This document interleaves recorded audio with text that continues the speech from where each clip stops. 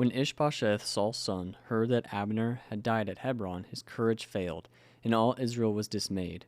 Now Saul's son had two men who were captains of raiding bands. The name of the one was Baanah, and the name of the other was Rechab, sons of Rimmon, a man of Benjamin from Beeroth. For Beeroth also is counted part of Benjamin.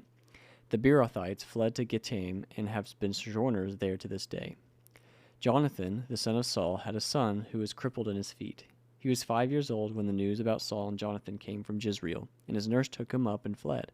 And as she fled in her haste, he fell and became lame, and his name was Mephibosheth.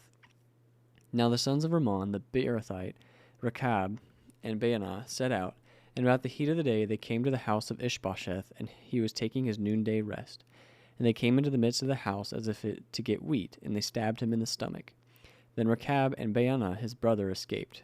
When they came into the house as he lay on his bed in his bedroom, they struck him and put him to death and beheaded him. They took his head and went by the way of Arabah all night, and brought the head of Ishbosheth to David at Hebron.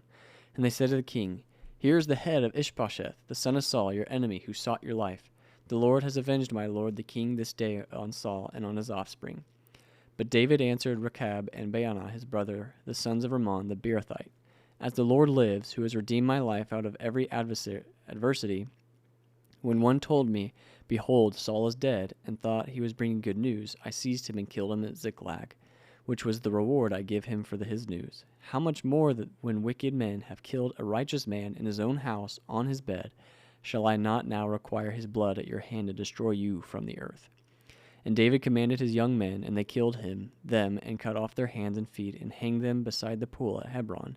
And they took the head of Ishbosheth and buried it in the tomb of Abner at Hebron.